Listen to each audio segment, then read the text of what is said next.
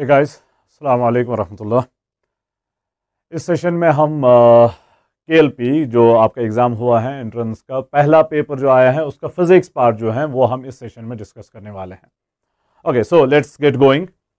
Question number 1 यहाँ पर मेरे पास डिस्प्लेड है। काफ़ी आसान सा क्वेश्चन है। If force F, velocity V and time T are taken as fundamental units, so instead of 7 fundamental unit जो आप पढ़ते हैं जो बेसिकली सेट किए गए हैं, अगर उनके बदले में ये 3 फंडामेंटल यूनिट्स होते तो आपको कहना है कि डिमेंशंस ऑफ मास जो है वो क्या होते। ओके, डिमेंशंस ऑफ मास जो है वो क्या होते।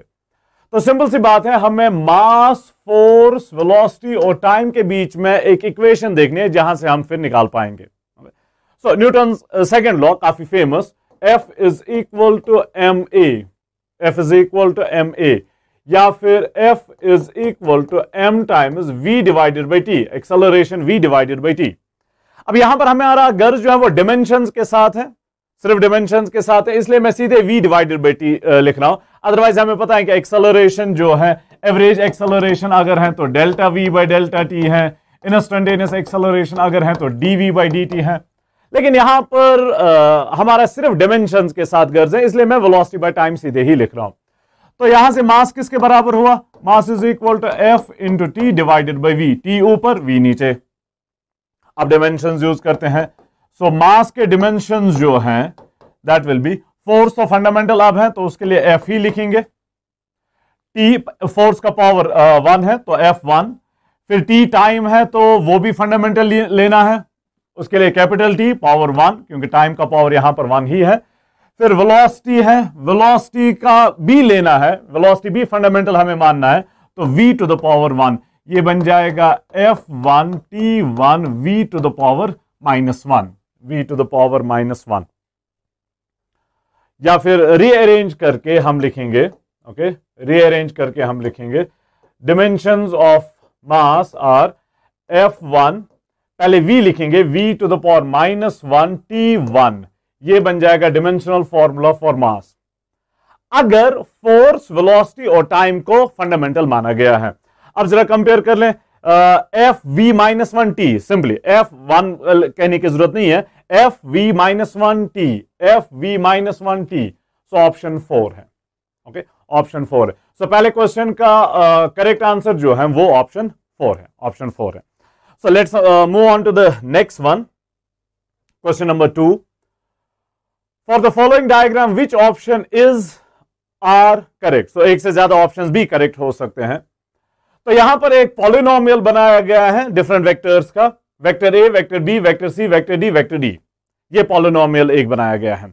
अब ये पॉलिनोमियल जो है, let me draw it here, vector A ऐसे हैं, वेक्टर बी, देन फिर वेक्टर सी, फिर वेक्टर डी, फिर जाके वेक्टर ई, वेक्टर ई। अब नोट कर लें, जब आप इन वेक्टर्स की डायरेक्शंस को देखेंगे, ये सब कंटिन्यूअस हैं, ये सब कंटिन्यूअस है, कहीं पर डायरेक्शन जो है वो चेंज नहीं हो रही है। जब आप मूव कर लेंगे अलोंग दिस पेरीमीटर, इस पॉलिनोमियल के पेरीमीटर के अलोंग जब आप मूव कर लेंगे, we are moving in the direction of A, then in the direction of B, then in the direction of C, then in the direction of D, then in the direction of E. तो कहीं पर आप opposite the direction of a vector move नहीं कर रहे हैं, हर बार in the direction, in the direction, in the direction, same direction में मूव कर रहे हैं। सो ये कंटिन्यूअस पॉलीगन बन रहा है, डायरेक्शंस कंटिन्यूअस हैं। ओके, डायरेक्शंस कंटिन्यूअस हैं और फाइनल वेक्टर का फाइनल पॉइंट जो है वो इनिशियल पॉइंट के साथ कोइंसाइड कर रहा है, यानी कि सिंपली क्लोज्ड लूप बन रहा है, closed loop with every vector in the continuous direction, direction of every vector in the continuous sense. तो इसका मतलब इनका रिजल्टेंट जो है वो 0 के बराबर है।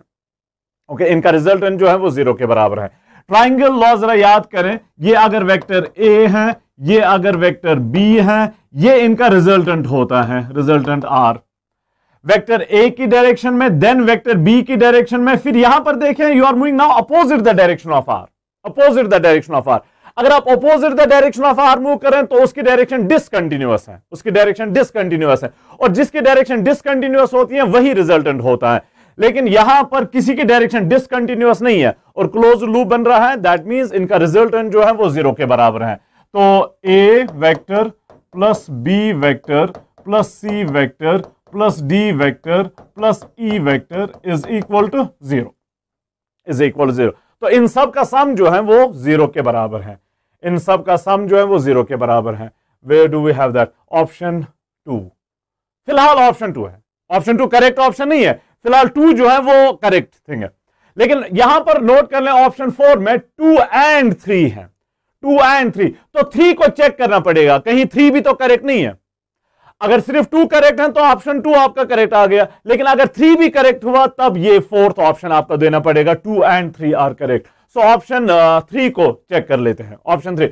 ऑप्शन 1 तो रिजेक्ट हो जाएगा क्योंकि a plus B plus C plus D is not equal to vector E, is not equal. अगर आप ई को यहां लाएंगे तो माइनस ई बन जाएगा, ओके माइनस। वो जरा मैं लिखता हूं यहां से, vector A plus vector B plus vector C plus vector D is equal, E को यहां शिफ्ट कर लें तो माइनस ई बन जाएगा, ओके माइनस ई बन जाएगा। तो पहला ऑप्शन जो है वो गलत है क्योंकि इसने ई दिया हुआ है, माइनस ई नहीं दिया हुआ है, तो पहला गलत है। दूसरा तो भी ठीक है।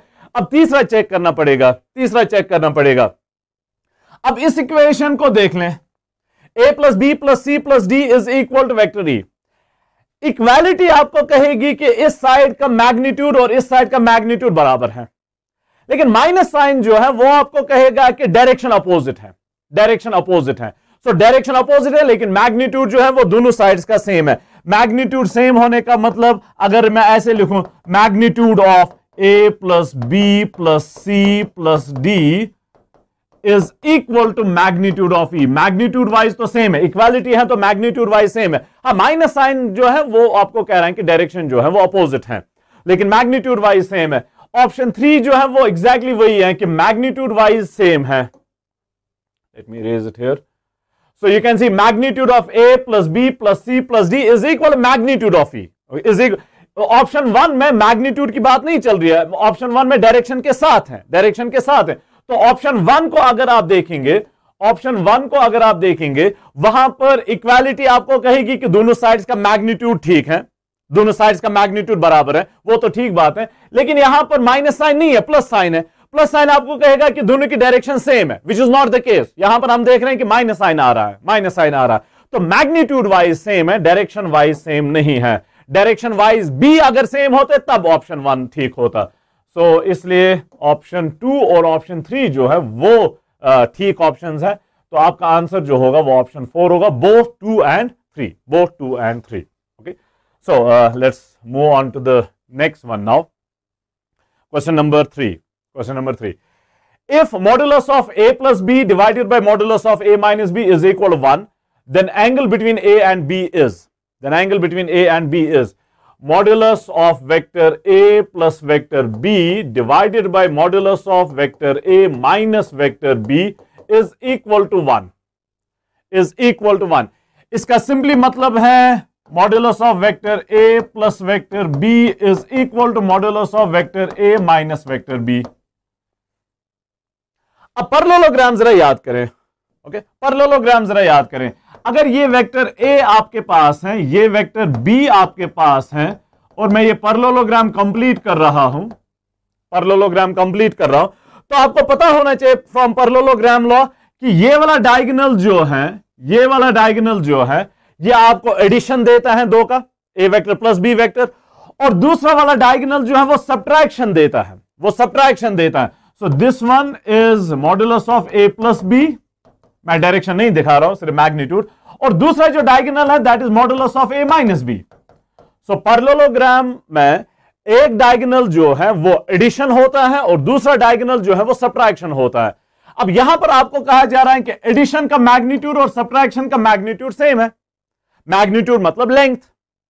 तो एक डायगोनल की लेंथ जो एडिशन वाला है और दूसरे डायगोनल की लेंथ जो सब्ट्रैक्शन वाला है, वो दोनों लेंथ जो है वो बराबर होनी चाहिए। ओके, वो दोनों लेंथ जो है बराबर होनी चाहिए। दोनों डायगोनल्स की लेंथ कब बराबर होती है in a polygon, in this parallelogram, in this parallelogram? वो एक ही पॉसिबिलिटी है कि पैरेललोग्राम जो है वो रेक्टेंगल होना चाहिए। ये ए, ये बी, ये रेक्टेंगल। इस रेक्टेंगल में जो दो डायगोनल्स की लेंथ होती है वो सेम होती है, दो डायगोनल्स की लेंथ जो होती है वो सेम होती है। एक डायगोनल एडिशन है, दूसरा डायगोनल जो है सब्ट्रैक्शन है। Magnitude wise same, that means length wise same. Length wise है। सो रेक्टेंगल होना चाहिए, रेक्टेंगल होना चाहिए। रेक्टेंगल होने का मतलब है ए और बी के बीच में एंगल जो है वो 90 डिग्री है सीधे। अब आप इसको वैसे एनालिटिकली भी कर सकते हैं कि A plus B is equal under root of A square plus B square plus 2ab cos of theta, A minus B is equal under root of A square plus B square minus 2ab cos of theta. फिर वहां से निकालेंगे angle theta is equal 90 degrees. ये ज्यादा आसान है। जब दो एडिशन और सब्ट्रैक्शन बराबर होंगे, एडिशन और सब्ट्रैक्शन बराबर होंगे, दैट सिंपली मींस कि पैरेललोग्राम के दो डायगोनल्स बराबर हैं। पैरेललोग्राम के दो डायगोनल्स कब बराबर होते हैं? जब रेक्टेंगल होगा, जब रेक्टेंगल होगा, या फिर स्क्वायर के केस में। रेक्टेंगल का मतलब ही है कि ए और बी के बीच में एंगल जो होगा वो 90 डिग्री होना चाहिए। Angle must be 90 degrees.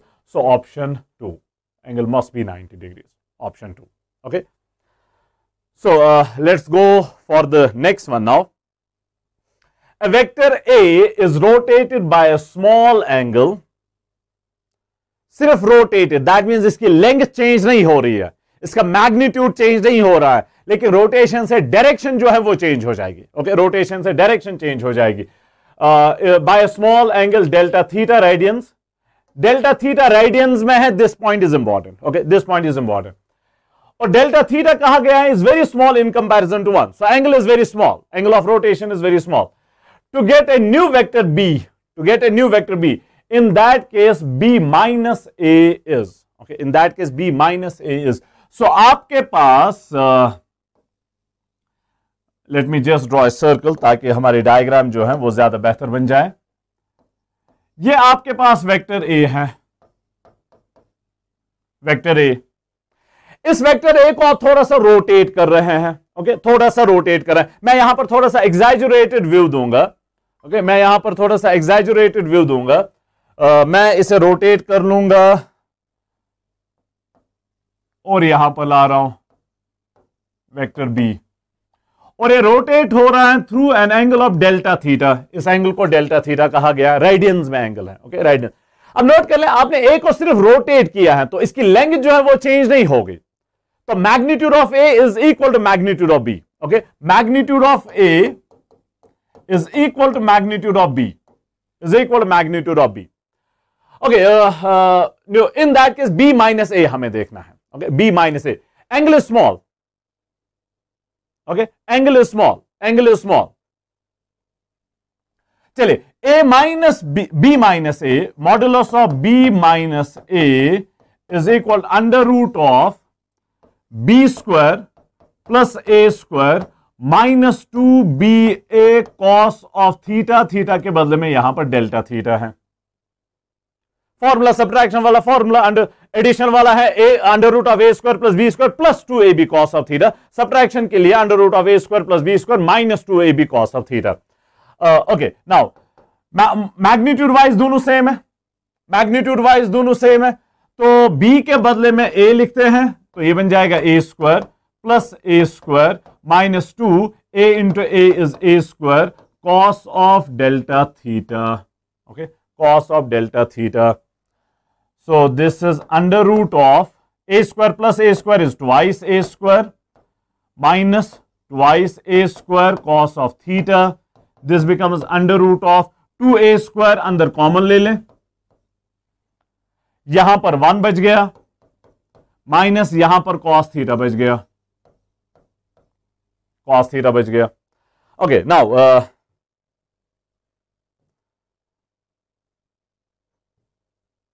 so this implies under root of 2a square 1 minus cos theta, okay, 1 minus cos theta. Half angle formula है, cos theta is equal to cos square theta by 2 minus sine square theta by 2, और वहीं से आपको मिलता है 1 minus cos theta is equal to twice sine square theta by 2। ये formula 1 minus cos theta is twice sine square theta by 2, तो वो यहां पर यूज करते हैं twice sine square theta by 2।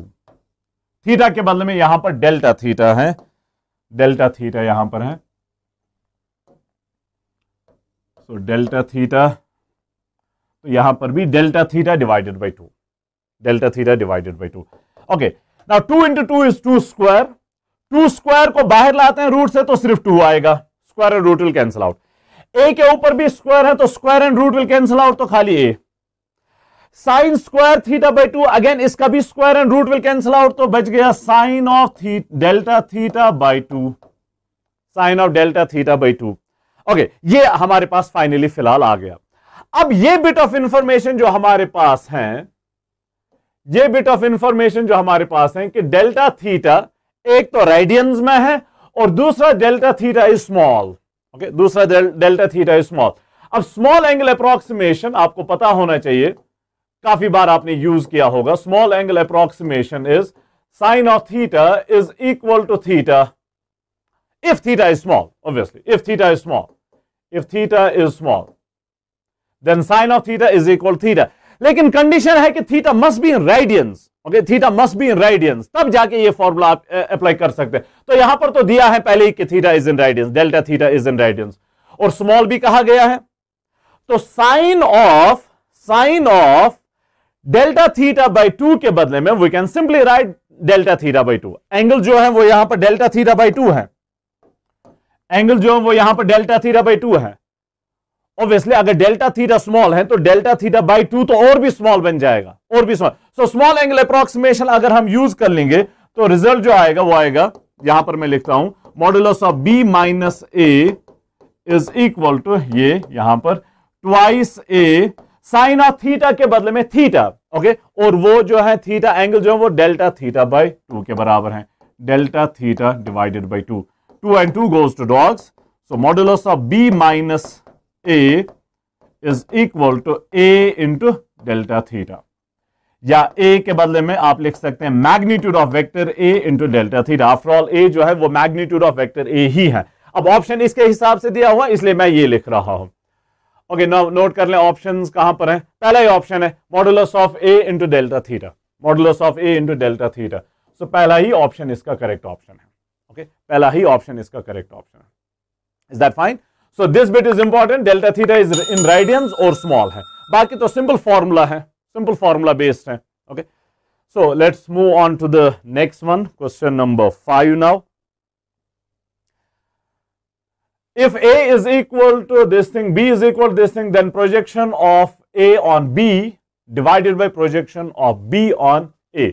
Projection का मतलब आपको पता होना चाहिए कि कंपोनेंट, सिंपली कंपोनेंट जिसे हम यूजुअली कहते हैं, प्रोजेक्शन इज कंपोनेंट, दोनों सेम है, प्रोजेक्शन इज कंपोनेंट। तो अगर हमारे पास ये वेक्टर ए है और ये वेक्टर बी है at an angle of theta, at an angle of theta, तो बी का अगर मैं प्रोजेक्शन ड्रॉ करूं ऑन वेक्टर ए, यानी कि कंपोनेंट ले लो in the direction of A. अब इसे आप कहें projection of B on A along A, या फिर कहें component of B in the direction of A, एक ही बात है। जैसे हम एक्स कंपोनेंट की बात करते हैं, वाई कंपोनेंट की बात करते हैं, एक्स कंपोनेंट होता है along X axis, Y component होता है अलोंग वाई एक्सिस, यहां पर है component along A. So this is component of B along A, या फिर projection of B along A, projection of B along A. अब वो हमें पता है is B cos theta, B cos theta, projection of B along A is B cos theta. तो यहां पर न्यूमरेटर जो है, denominator projection of B on a, that is simply b cos theta, that is simply b cos theta. तो अब b cos, projection of B on a जो किसके बराबर है, b cos theta, B cos theta. अब b cos theta के बदले में, बी कॉस थीटा के बदले में I can write a b cos theta. So a से मैंने मल्टीप्लाई किया है, डिवाइडेड बाय ए, मल्टीप्लाई और डिवाइड बाय ए। अब ऊपर a b cos theta is simply a dot b, a dot b divided by a, a dot b divided by a. So projection of B on a, projection of B on a which is B cos theta can be written as a dot b divided by a, a dot b divided by a. चलिए इसको संभाल के रखें, इसकी हमें जरूरत है। Similarly यहां पर similarly projection of a on b, a on b, इसका क्या मतलब होगा, ए का component in the direction of b, a का component in the direction of b, वो होगा ए कॉस थीटा। ये था बी कॉस थीटा, ये होगा ए कॉस थीटा। और ए कॉस थीटा किसके बराबर होगा, that will be a dot b divided by b, a dot b divided by b. ऊपर vector a dot vector b divided by magnitude of b. A dot b है ना, a b cos theta, a b cos theta, b और b cancel होगा तो सिर्फ ए cos theta बच जाएगा। So projection of B on A is A dot B divided by A. Projection of A on B is A dot B divided by B. तो वही तो आपका है, न्यूमरेटर है projection of A on B, projection of A on B which is A dot B divided by B, और denominator है projection of B on A, B on A जो है that is A B divided by A dot B divided by A, A dot B divided by A। चलिए वही मैं यहां पर लिखता हूं, यहीं पर मैं लिखूंगा this is equal to numerator जो हमारा है projection of a on b, projection of a on b that is a dot b divided by b, a dot b divided by b, then whole divided by, नीचे है projection of B on a, okay, projection of B on a वो क्या है, a dot b divided by a, a dot b divided by a, a dot b divided by A. So this can be written as ऊपर a dot b divided by b into, ये ऊपर आके उल्टा होगा, a divided by a dot b, a divided by a dot b, a dot b cancels out. Okay, so क्या बच गया, a divided by b, a divided by b, okay, a divided by, अब a और b के value substitute करने हैं। a is magnitude of vector a, b is magnitude of vector b। अब magnitude of vector a जो है that is under root of 2 square plus 3 square plus 6 square, 2 square plus 3 square plus 6 square, magnitude होता है ना under root of X component square plus Y component square plus Z component square. So simple formula हम यहां पर use कर रहे हैं। B जो असल क्वेश्चन जो है वो हो गया, अब तो सिंपल फॉर्मूला में कैलकुलेशन करनी है। बी का मैग्नीट्यूड, अब इसके सिर्फ दो कंपोनेंट्स हैं 3 एंड 4, तो under root of 3 square plus 4 square, under root of 3 square plus 4 square. Now this is 7 divided by 5, 7 divided by 5, तो पहला ही ऑप्शन है 7 divided by 5, हाँ 7 divided by 5 पहला ही ऑप्शन है। ओके, सो आपको सिर्फ पता होना चाहिए कि component of B along A वो क्या होगा, या component of A along B, या कंपोनेंट के बदले में क्वेश्चन है प्रोजेक्शन यूज किया है, तो प्रोजेक्शन और कंपोनेंट जो है वो एक ही बात होती है। So 7 divided by 5 option 1। चलिए let's go to the next one now, question number 6। Okay, question number 6, we measure two quantities as A equal to 1.0 meter plus minus 0.2, B equal to 2.0 meter plus minus 0.2 meter. We should report correct value of for under root of AB. Okay, as under root of A B का value आपने बताना है along with the error, basically along with the error, वही यहां पर खास बात है।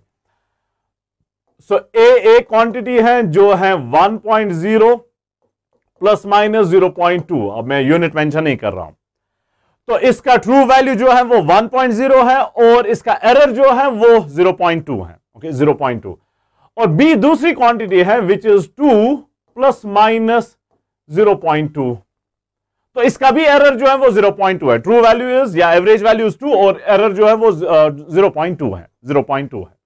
Okay, now under root of A B के बारे में आपको पूछा जा रहा है। Okay, under root of A B के बारे में, so let's suppose x is equal to under root of A B. अब इसको हमने ट्रू वैल्यू और एरर के साथ बताना है कि क्या है। ओके, फिलहाल ट्रू वैल्यू निकालते हैं। सो ये होगा अंडर रूट ऑफ ए तो 1 के बराबर है, इंटू बी जो है वो 2 के बराबर है, 1 into 2 is just 2, under root of 2, under root of 2 is 1.4। Okay, 1.4 या 1.41 लिख रहे हैं, लास्ट में फिर राउंड ऑफ कर लेंगे। सो x जो है वो आ गया 1.41। रिमेंबर x आपका है under root of A B जो आपको बेसिकली निकालना है। तो ट्रू वैल्यू तो आ गया, अब एरर चाहिए। अब एरर चाहिए, यहां पर मल्टीप्लीकेशन है विद पावर्स। ओके, मल्टीप्लीकेशन है विद पावर्स। इसको देख लें, x को मैं ऐसे लिख सकता हूं a power 1/2 into B power 1/2। Power root का मतलब है पावर 1/2, तो मल्टीप्लीकेशन है विद पावर्स। तो इसमें हम एरर कैसे निकालते हैं? We first find relative error. Okay, we first find relative error. So relative error इसमें क्या होगा? Delta x divided by x is equal to 1/2 power जो है delta A divided by A plus 1/2 delta B divided by B. ऐसे ही तो निकालते हैं। ओके, मल्टीप्लीकेशन विद पावर्स, ये रूल है। सो यहां से x तो हमें पहले ही पता है, डेल्टा x हम निकाल सकते हैं। So this implies delta x is equal to delta x को मैं ऊपर लाऊंगा थोड़ी देर में, 1/2 delta a by A, delta a 0.2 divided by 1, a का वैल्यू 1 ट्रू वैल्यू, प्लस 1/2 फिर से 1/2 डेल्टा बी 0.2 फिर से 0.2 डिवाइडेड बाई बी जो है वो 2 के बराबर, फिर x जो हम ऊपर लाएंगे, x का वैल्यू आपने देखा है 1.41 है, x का वैल्यू 1.41 ऊपर मैंने ला दिया। ओके, 1.41। तो ये आपको वर्कआउट करना है, मैंने पहले ही वर्कआउट किया है। सो डेल्टा x जो है दैट, सो डेल्टा x मैंने पहले ही वर्कआउट किया है, इट इज 0.2115 राउंड ऑफ कर लेंगे या यहीं पर राउंड ऑफ कर लेंगे, हमारे पास एक ही डेसिमल प्लेस तक ऑप्शंस है, 0.2 राउंड ऑफ करके। अब x जो होगा, नाउ x जो under root of A B है, जो बेसिकली हमें निकालना है, उसका ट्रू वैल्यू जो है वो आपने यहां पर देखा 1.41 है, या राउंड ऑफ करके सिर्फ 1.4 प्लस माइनस उसका एरर जो है वो 0.2 आ गया, प्लस माइनस 0.2। सो x यानी कि under root of A b आ रहा है 1.4 plus minus 0.2, 1.4 plus minus 0.2, fourth option है 1.4 plus minus 0.2। Okay, option 4 1.4 plus minus 0.2। Okay, चलिए, so let's move on to the next one. Okay, question number 7। Okay, question number 7, a cube has a side of length 1.2 into 10 to the power minus 2 meters. Its volume up to correct significant figures is, okay, length is equal to 1.2 into 10 to the power minus 2 meters. आपको volume बताना है किसके बराबर। पहले volume निकालते हैं, फिर significant figures का देख लेते हैं। पहले वॉल्यूम निकालते हैं। अब क्यूब है, क्यूब का मतलब लेंथ ब्रेड्थ हाइट सेम है, तो क्यूब का वॉल्यूम जो है that is simply equal l cube, side cube.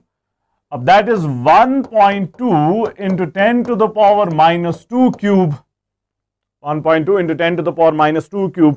अब ये आ रहा है 1.7, मैंने पहले वर्कआउट किया है, 1.728 into 10 to the power minus 6, power के ऊपर पावर जो है वो मल्टीप्लाई होता है।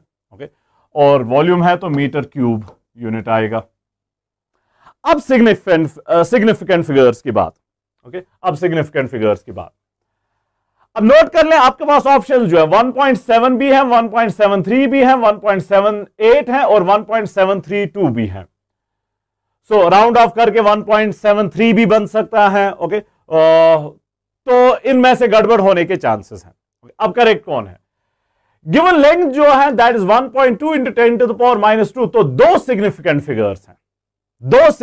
फिगर्स हैं, तो आपके आंसर में भी दो सिग्निफिकेंट फिगर्स होने चाहिए। ओके, दो सिग्निफिकेंट फिगर्स होने चाहिए। अब दो सिग्निफिकेंट फिगर्स कौन से वाले होंगे? ये वाले। तो इसे राउंड ऑफ करना होगा अप टू 1 डेसिमल प्लेस। अब इसके बाद 2 है, तो राउंड ऑफ करके ये 7 ही रहेगा। रिमेंबर 5 से ज्यादा होता है तो ये 8 बन जाता, लेकिन ये 2 है, 5 से कम है तो ये 7 ही रहेगा। तो राउंड ऑफ करके सिग्निफिकेंट फिगर्स को लेके, सिर्फ दो सिग्निफिकेंट फिगर्स को लेके 1.7 into 10 to the power minus 6 meter cube. Okay, 1.7 into 10 to the power minus 6 meter cube. तो option 1.7 into 10 to the power minus 6 meter cube. Okay, so simple सी चीज है, बस आपको सिग्निफिकेंट फिगर्स का रूल पता होना चाहिए, that's it. So let's move on to the next one, question number 8। अब यहां पर इसमें गड़बड़ हुई है, क्वेश्चन नंबर 8 है ये एक्चुअली क्वेश्चन नंबर 8, इसमें मिस प्रिंट हुआ है। क्वेश्चन नंबर 9 लिखा है. This is basically question number 8 in your paper. If the number of divisions on the circular scale is 100, so number of divisions is 100, total number of divisions on the circular scale is 100, and the number of full rotations given to a screw is 8, and distance moved by the screw is 4 millimeters. Screw gauge की बात हो रही है obviously. So 8 rotation से screw को 8 rotation देके linear distance जो है वो कितना ट्रेवल कर रहा है? 4 millimeters. Then what will be the least count of the screw gauge? Number of rotation जो है वो 8 है और डिस्टेंस मूव जो है वो 4 मिलीमीटर्स है. तो पिच किसके बराबर होता है? Linear distance divided by number of rotations.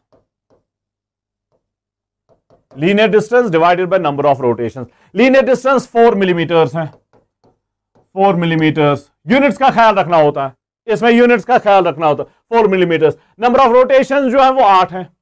Number of rotation जो है वो 8 है. सो डिवाइडेड बाय 8, ये बन जाएगा 4 इंटू 2. 1/2 का मतलब 0.5. सो 0.5 मिलीमीटर्स. Okay, millimetres. यूनिट का ख्याल रखना है.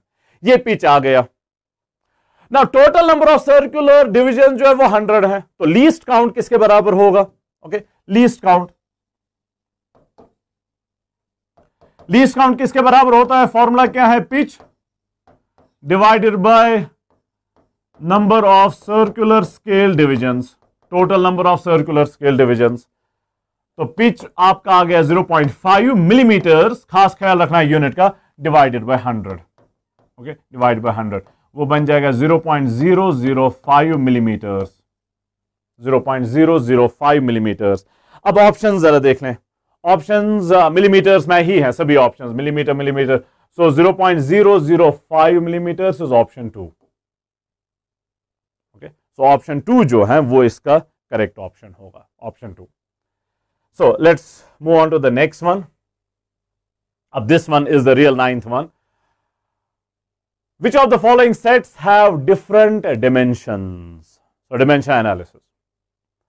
पहला वाला pressure, Young's modulus, stress. Pressure हमें पता है होता है फोर्स बाय एरिया. स्ट्रेस की पहले मैं बात कर लूंगा. स्ट्रेस भी होता है फोर्स बाय एरिया. स्ट्रेस और प्रेशर सेम होता है डिमेंशनली. ओके, सो ये भी है force divide by area. Young's modulus अगर आपको याद हो वो स्ट्रेस डिवाइडेड बाय स्ट्रेन होता है. स्ट्रेस डिवाइडेड बाय स्ट्रेन होता है. स्ट्रेन जो है वो डिमेंशन लेस होता है. Dimension less. स्ट्रेन अगर आपको याद हो, strain is change in length divided by original length, या change in volume divided by original volume, change in configuration divided by original configuration. तो ऊपर भी लेंथ नीचे भी लेंथ, तो ये तो डिमेंशन लेस है. तो यंग्स मॉडुलस के डिमेंशंस होंगे same as that of stress. और स्ट्रेस का सेम है एज दैट ऑफ प्रेशर. तो इन तीनों का सेम है. फिर जाके दूसरा जो है EMF potential difference, electric potential. EMF is work done by a battery in taking a unit charge from negative terminal to positive terminal. So EMF जो है that is work done by battery in taking a unit charge. That means work done per unit charge by the battery. Potential difference जो है वो भी होता है work done per unit charge in taking a charge from one point to another point. Electric potential जो होता है वो भी होता है work done per unit charge in taking a charge from infinity to that point. तो हर किसी में work done per unit charge है. अब हर किसी में work done per unit charge है तो डिमेंशन जो होंगे वो सेम होंगे. ईएमएफ, पोटेंशियल डिफरेंस और इलेक्ट्रिक पोटेंशियल. अब this one is easy. Heat, work done, energy, तीनों के डिमेंशन सेम है. Fourth one is the correct option.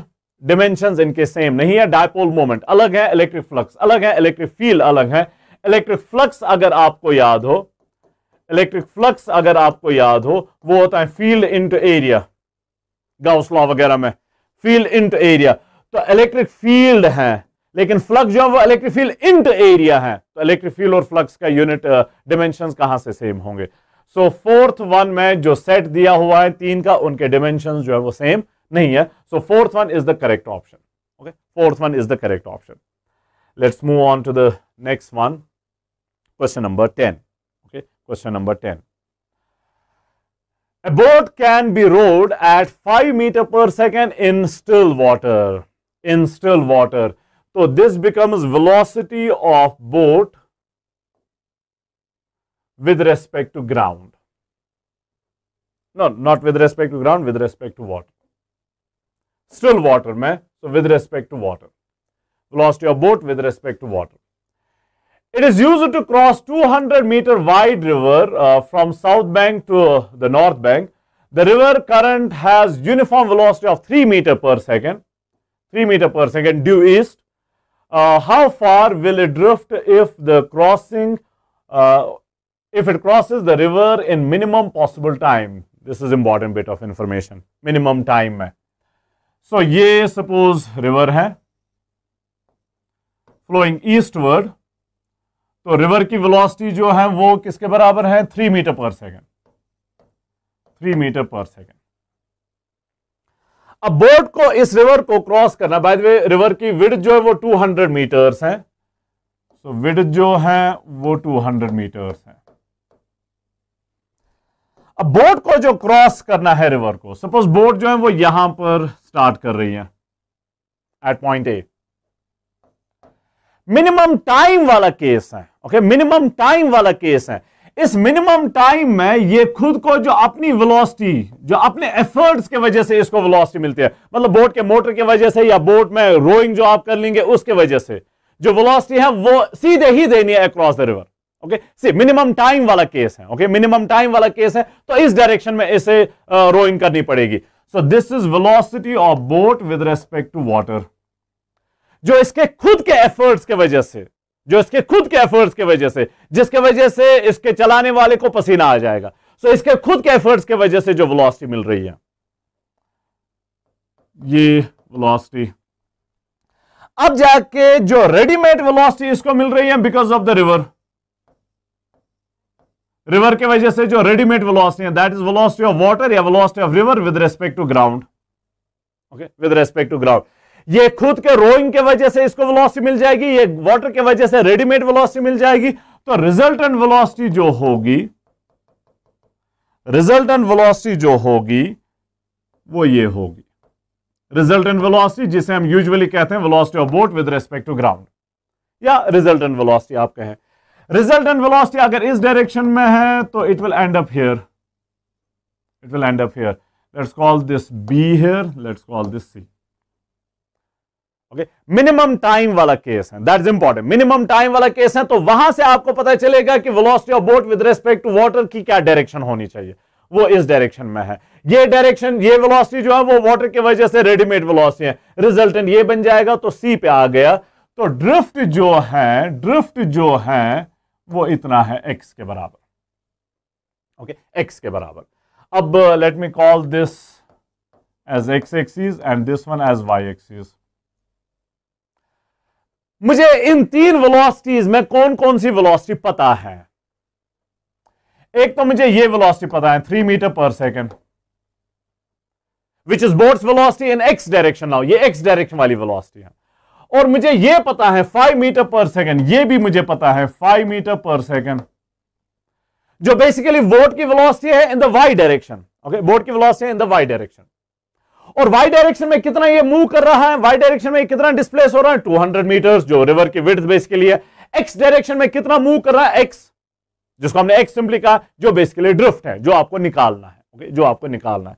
So what I will do here is, मैं वाई मोशन को consider करके पहले time निकालता हूं, क्योंकि टाइम फैक्टर एक्स मोशन और वाई मोशन में कॉमन चीज है.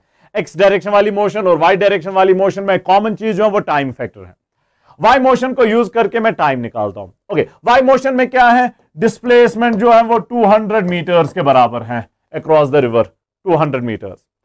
फिर जाके वेलोसिटी जो वाई डायरेक्शन में है वो basically velocity of boat with respect to water है, वो 5 मीटर पर सेकेंड है. Okay, 5 metre. टाइम मुझे चाहिए, टाइम मुझे चाहिए. तो simply velocity is equal to distance divided by time, और time is equal to displacement divided by velocity y direction में. This is 200 meters divided by v is 5 meter per second. तो दोनों SI system में है. ये बन जाएगा 5 × 4 = 20, 0. So t is equal to 40 seconds. t is equal 40 seconds. तो 40 seconds इसको क्रॉस करने में लग रहे हैं। इन ही 40 सेकेंड्स के दौरान क्या हो रहा है, ये ड्रिफ्ट कर रहा है इन x direction by an amount of x। तो वो निकालने के लिए हम x डायरेक्शन वाली मोशन कंसिडर कर लेते हैं। x मोशन, x डायरेक्शन वाली motion, displacement along x axis, उसको हमने x कहा है और यही तो हमें निकालना है, ड्रिफ्ट जिसे हम कहते हैं। वेलोसिटी अलोंग x एक्सिस वो बेसिकली ये वाला है, velocity of water with respect to ground वो है 3 मीटर पर सेकेंड। टाइम कितना लग गया है, टाइम तो कॉमन फैक्टर होता है between x motion and y motion, वो 40 सेकेंड्स का है। Time is 40 seconds, time is 40 seconds. तो अब जाके सिंपल हमें डिस्प्लेसमेंट चाहिए। सो डिस्प्लेसमेंट या x जिसे हमने कहा है is speed into time, speed into time. Speed जो है x डायरेक्शन वाली स्पीड इज 3 इंटू टाइम जो है वो 40 है, मीटर पर सेकेंड और सेकेंड तो SI सिस्टम में है, SI सिस्टम में। तो 4 इंटू 3 इज 12, 120 मीटर्स। x जो है वो 120 मीटर्स आ रहा है, x जो है वो 120 मीटर्स आ रहा है, ये रहा 120 मीटर्स। ऑप्शन 2, ओके, ऑप्शन 2, ठीक है। तो y डायरेक्शन वाली मोशन यूज करके हम टाइम निकालेंगे, फिर x डायरेक्शन वाली मोशन को यूज करके हम ड्रिफ्ट निकालेंगे कि कितना हुआ है। Let's move on to the next one, question number 11। Okay, the least count of the main scale. This is important. The least count of the main scale. Main scale का least count. Okay, main scale का least count of a screw gauge. ये screw gauge का least count नहीं है, ये main scale जो screw gauge की main scale है उसका least count. Least count of the main scale का मतलब होगा one main scale division. Simply one main scale division कितना है? अब वो आपसे कहा जा रहा है कितना है, 1 मिलीमीटर के बराबर है। So one main scale division is 1 millimeter. 1 millimeter. The minimum number of divisions on its circular scale, the minimum number of divisions, minimum है, तो ये important है, minimum number of divisions on its vernier scale required to measure 5 micrometer diameter of a wire is, तो जो length आपको major करनी है वो 5 माइक्रोमीटर्स है, ओके, वो 5 माइक्रोमीटर्स है। हमें बताना है कि नंबर ऑफ डिविजन जो होंगे वो किसके बराबर होगा। वन मेन स्केल डिवीजन जो है वही पिच भी होता है, सेम थिंग, पिच भी यही होता है। तो पिच जो है वो 1 मिलीमीटर के बराबर है, पिच जो है वो 1 मिलीमीटर के बराबर है। हमारे पास फॉर्मूला है कि least count is equal to pitch, जो बेसिकली 1 मेन स्केल डिवीजन होता है, divided by total number of division on the main scale, total number of division on the main scale, और n is equal to pitch divided by least count, pitch divided by least count. अब यहां पर एक important बात है, यहां पर एक इंपॉर्टेंट बात है, आपको n जो है वो मिनिमम निकालना है, मिनिमम नंबर ऑफ डिविजन। तो you want this to be minimum, you want this to be minimum.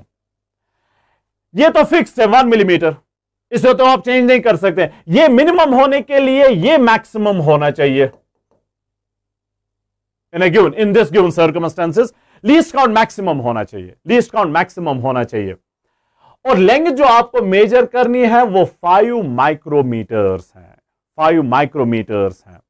अब अगर लीस्ट काउंट हुआ greater than 5 micrometres, least count याद करें is the minimum distance you can measure accurately, minimum जो आप accurately measure कर लेंगे। सो अगर लीस्ट काउंट सपोज 6 माइक्रोमीटर्स है तो मिनिमम जो आप मेजर कर पाएंगे वो 6 माइक्रोमीटर्स है, दैट मींस 5 माइक्रोमीटर आप मेजर ही नहीं कर पाएंगे। अगर लीस्ट काउंट जो है वो 7 माइक्रोमीटर्स है तो दैट मींस कि मिनिमम लेंथ जो आप मेजर कर पाएंगे वो 7 माइक्रोमीटर्स है, दैट मींस 5 तो उससे भी कम है, वो आप मेजर ही नहीं कर पाएंगे, वो आप मेजर ही नहीं कर पाएंगे। सो अगर least count is greater than 5 micrometres, greater than 5 micrometers, तो ये लेंथ आप मेजर ही नहीं कर पाएंगे। ओके, ये तो लीस्ट काउंट का 5 माइक्रोमीटर से ज्यादा होना इसका सवाल ही नहीं है, ओके, क्योंकि तब आप ये लेंथ मेजर ही नहीं कर पाएंगे। बचा क्या, अगर ग्रेटर देन 5 माइक्रोमीटर नहीं हो सकता है तब क्या बचा, the least count must be less than और इक्वल टू 5 माइक्रोमीटर्स। 5 माइक्रोमीटर। अगर लेस देन 5 माइक्रोमीटर्स हैं, लेस देन 4 माइक्रोमीटर्स हैं, सपोज 3 माइक्रोमीटर्स हैं, आप मिनिमम लेंथ जो मेजर कर पाएंगे वो 4 माइक्रोमीटर्स हैं, तो 5 तो उससे ज्यादा है तो वो मेजर कर पाएंगे। अगर आप मिनिमम लेंथ जो मेजर करनी है वो 3 माइक्रोमीटर्स कर पाएंगे तो 5 तो ऑब्वियसली कर पाएंगे, क्योंकि 5 जो है वो 3 से ज्यादा है। Okay, so anything less than 5 micrometers will work. अगर least count less than 5 micrometers है तब हम लेंथ 5 माइक्रोमीटर मेजर कर पाएंगे। और अगर लीस्ट काउंट जो है, लीस्ट काउंट जो that is equal to 5 micrometers, that is equal to 5 micrometers, तो वही तो हमें मेजर करना है। इसका मतलब होगा जो मिनिमम लेंथ आप मेजर कर पाएंगे वो 5 माइक्रोमीटर्स है, तो हमें भी 5 माइक्रोमीटर्स ही मेजर करना है। तो this will work with us, this will work with us. So हमारी कंडीशन है कि लीस्ट काउंट जो होगा that must be less than और इक्वल टू 5 माइक्रोमीटर्स।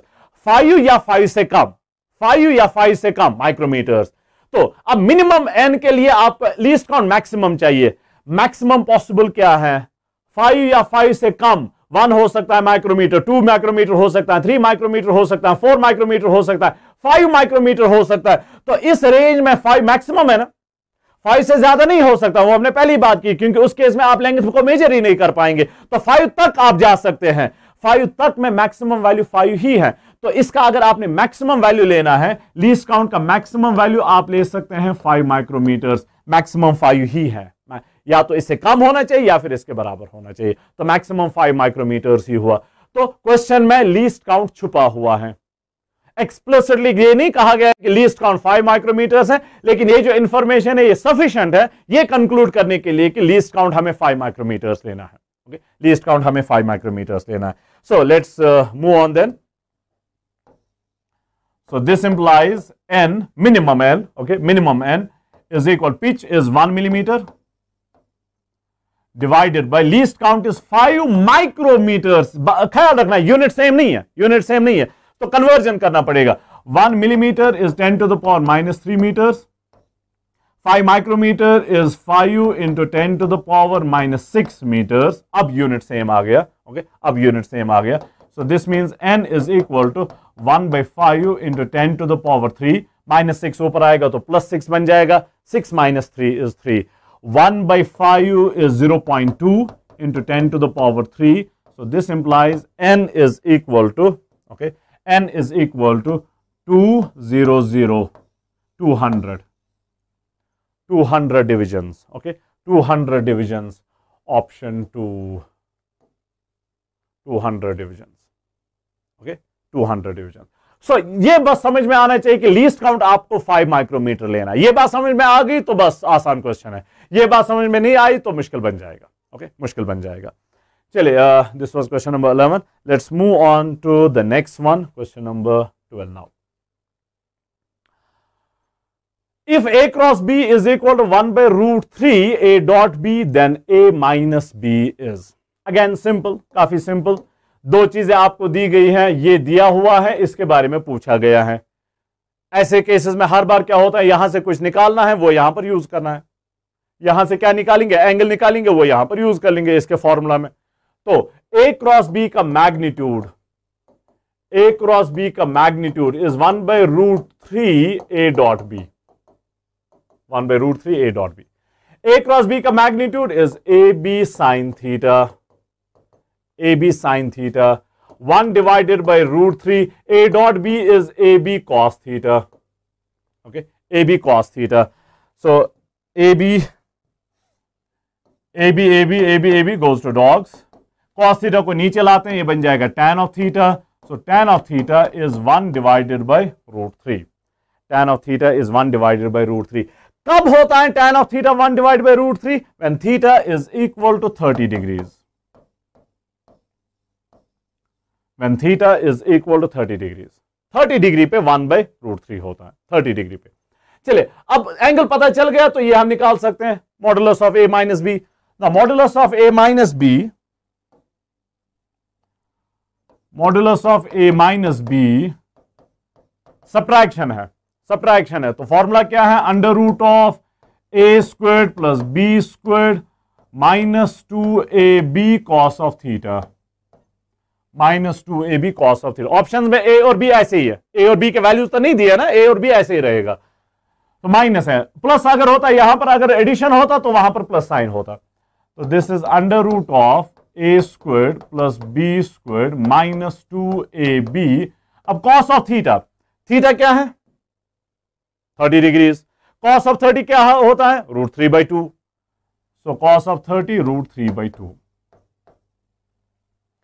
ये 2 and 2 will cancel out, so this implies modulus of a minus b, magnitude of a minus b is under root of a squared plus b squared minus √3ab, √3ab। ये आपका आ गया magnitude of a minus B is under root of a square plus b square minus √3ab का root का मतलब power 1/2, okay, root का मतलब power 1/2, तो a square plus b square minus √3ab power 1/2। तीसरा option a square plus b square minus √3ab power 1/2, 1/2 power 1/2 का मतलब root, okay, power 1/2 का मतलब रूट। चलिए, तो कौन सा ऑप्शन है ऑप्शन 3, ऑप्शन 3 इसका करेक्ट आंसर होगा। So let's move on to the next one. Question number 13. If vectors a and b are such that modulus of a plus b is equal to modulus of a is equal to modulus of b. Interesting. Special case है vectors का। Vector, अगर आपने vectors अच्छे से पढ़ा होगा तो इस स्टेटमेंट से आपके दिमाग की बत्ती जलनी चाहिए। Modulus of a plus b का मतलब resultant of a plus b is equal to modulus of a is equal to modulus of b। तो दो वेक्टर जिनके मैग्नीट्यूड सेम है उनके रिजल्टेंट का मैग्नीट्यूड भी वही है, तो ये स्पेशल केस बनता है वेक्टर्स का। ऑल्दो आप ये कर सकते हैं under root of A square plus B square plus 2ab cos of theta करके भी कर सकते हैं, लेकिन ये स्पेशल केस है। आपको पता होना चाहिए कि ऐसे केस में थीटा जो है वो 120 डिग्री होता है। दो इक्वल वेक्टर्स मैग्नीट्यूड वाइज, दो वेक्टर जिनका मैग्नीट्यूड सेम है और उनके रिजल्टेंट का भी मैग्नीट्यूड उन्हीं के बराबर है, तो एंगल बिटवीन टू वेक्टर्स होता है 120 डिग्रीज, ओके, 120 डिग्रीज। अब हमें क्या निकालना है, अब ये तो रूटीन सवाल अब बन गया, जो प्रीवियस क्वेश्चन था वही, modulus of a minus B, modulus of a minus B. So modulus of a minus B is equal to under root of a squared plus b squared minus 2ab cos of 120 degrees, 120 degrees. अब option note करें, इन terms of a है, इन terms of a है, तो हम b के बदले में a ही लिखते हैं, ओके, b के बदले में हम a लिखेंगे। This is under root of a square plus a square बन जाएगा twice a square minus twice a into a बन जाएगा a स्क्वायर। रिमेंबर b के बदले में a लिख रहे हैं हम। कॉस ऑफ 120 होता है -1/2, कॉस ऑफ 120 बेसिक एंगल्स में से 120 का पता होना चाहिए, कॉस ऑफ 120 इज -1/2, तो 2 and 2 cancels out, this becomes under root of 2a squared minus is plus, a squared is under root of 3a squared, so this is equal to √3, a का square and root will cancel out, तो √3a या options में जैसे लिखा गया है under root 3 into modulus of a का मतलब modulus of vector a, vector sign के बगैर तो मॉडुलस ऑफ वेक्टर a, सो √3 times a, option 4, option 4। So 13 का ऑप्शन जो है वो 4 है। Let's move on to the next one now, question number 14। A boat which has a speed of 5 km per hour in still water, still water का मतलब related to water, with respect to water, so ये speed जो है that is with respect to water, velocity of boat with respect to water, crosses a river of width 6 km along the shortest possible path। Remember इससे पहले जो कुछ question पहले question था वहां पर शॉर्टेस्ट टाइम था, यहां पर शॉर्टेस्ट डिस्टेंस के अलॉन्ग मूव करना है, शॉर्टेस्ट पाथ लेंथ के अलॉन्ग मूव करना है। इन 2 hours टाइम भी दिया हुआ है। The correct value of velocity of the river water in kilometre per hour is given by, river flow की वेलोसिटी आपने बतानी है, ओके, रिवर फ्लो की वेलोसिटी आपने बतानी है। So what do we have here, ये रिवर फ्लो कर रहा है with some velocity of water with respect to ground, या वेलोसिटी ऑफ रिवर आप कहे, जो भी आपने यूज किया है।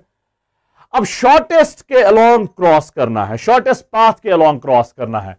शॉर्टेस्ट पाथ के अलोंग क्रॉस करने का मतलब रिजल्टेंट वेलोसिटी यहां होनी चाहिए। रिजल्टेंट वेलोसिटी का मतलब velocity of boat with respect to ground, resultant इस डायरेक्शन में होनी चाहिए। ओके, रिजल्टेंट इस डायरेक्शन में होनी चाहिए। तो रिजल्टेंट इस डायरेक्शन में कब आएगी? रिजल्टेंट इस डायरेक्शन में कब आएगी? जब बोट की खुद के एफर्ट्स के वजह से जो वेलोसिटी है वो इस डायरेक्शन में होगी, velocity of boat with respect to water. ये तो खुद के एफर्ट्स के वजह से है। ओके, ये वाली वेलोसिटी खुद के एफर्ट्स के वजह से है। बाकी रिवर की वेलोसिटी, वाटर की वेलोसिटी तो रेडीमेड वेलोसिटी है, तो वो जब इसे मिल जाएगी यहां, this is velocity of water with respect to ground. ये खुद के एफर्ट्स के वजह से वेलोसिटी है, ये रिवर के वजह से रेडीमेड वेलोसिटी है। रिजल्टेंट वेलोसिटी इन दो का रिजल्टेंट होगा, तो ट्राइंगल लॉ यूज करके वो ऐसे आएगा। ओके, और ये आना चाहिए along this path, along the line crossing the river, shortest path के अलोंग आना चाहिए। Okay, resultant must be along the shortest path, resultant must be along the shortest path. तो again let's call this x axis and let's call this y axis. अब data की तरफ देख लें। हमें velocity of boat with respect to water पता है। Okay, velocity of boat with respect to water पता है, तो ये हमें पता है 5 के बराबर है। देन रिवर क्रॉसिंग लेंथ जो है वो 6 किलोमीटर है, 6 किलोमीटर है, और टाइम जो है वो 2 आवर्स का लग रहा है, टाइम जो है वो 2 आवर्स का लग रहा है।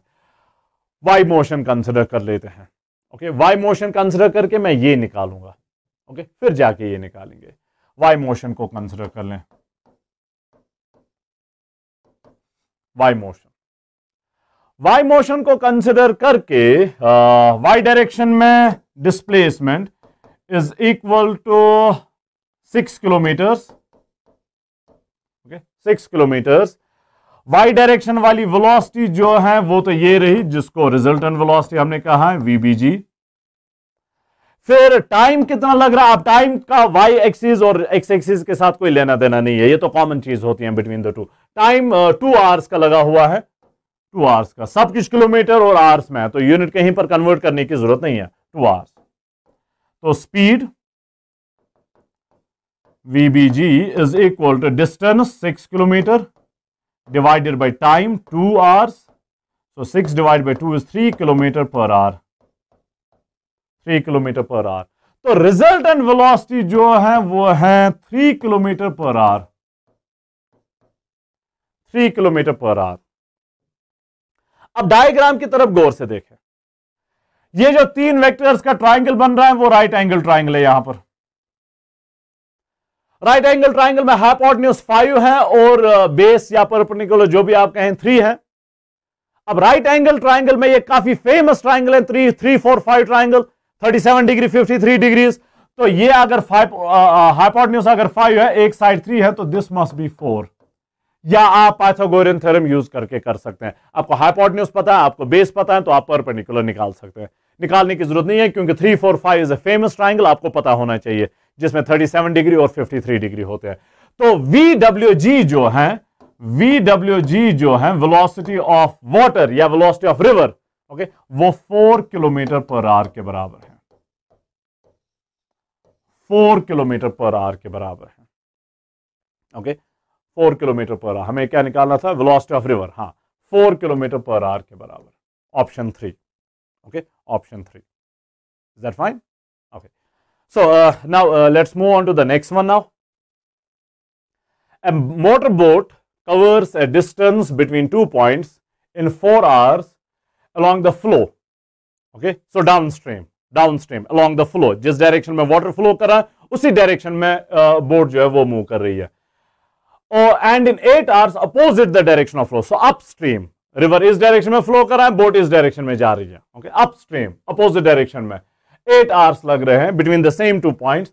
सो जब in the direction of water flow कर रहा है, in the direction of flowing river, flowing water move कर रहा है, तो 4 घंटे लगते हैं। उन्हीं 2 पॉइंट्स के बीच में जब opposite the direction of water flow move कर रहा है, तो 8 घंटे लग रहे हैं opposite to the flow. In how much of time this distance can be covered in still water? Okay, still water में कितना टाइम लग जाएगा। स्टिल वाटर वाली वेलोसिटी होती है विद रेस्पेक्ट टू वाटर वाली velocity, okay, with respect to water जो velocity होती है। Suppose this is river flowing in this direction with some velocity of water with respect to ground, जो भी है।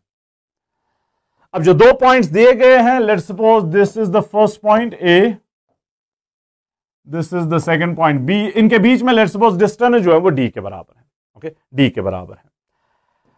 जब बोट मूव कर लेगी इन the direction of water flow,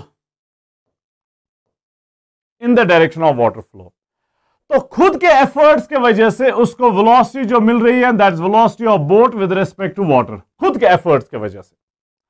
और वाटर फ्लो की वजह से जो रेडीमेड वेलोसिटी है वो भी सेम डायरेक्शन में है, तो वाटर फ्लो की वजह से जो रेडीमेड वेलोसिटी है दैट इज VWG, वो भी सेम डायरेक्शन में है। तो टोटल वेलोसिटी जो है वो क्या बन जाएगी, दोनों सेम डायरेक्शन में, तो टोटल वेलोसिटी इन दो का सम बन जाएगा, okay. So VBW velocity of boat with respect to water, still water, ये velocity of boat with respect to water is velocity of boat in still water, या velocity जो खुद के एफर्ट्स के वजह से मिल रही है, plus VWG, plus VWG, VBW plus VWG, okay. So now distance D है, टाइम इसमें कितना लगा है, 4 घंटे का टाइम लगा है, तो टाइम टेकन इज 4 आवर्स। सो चलिए, सो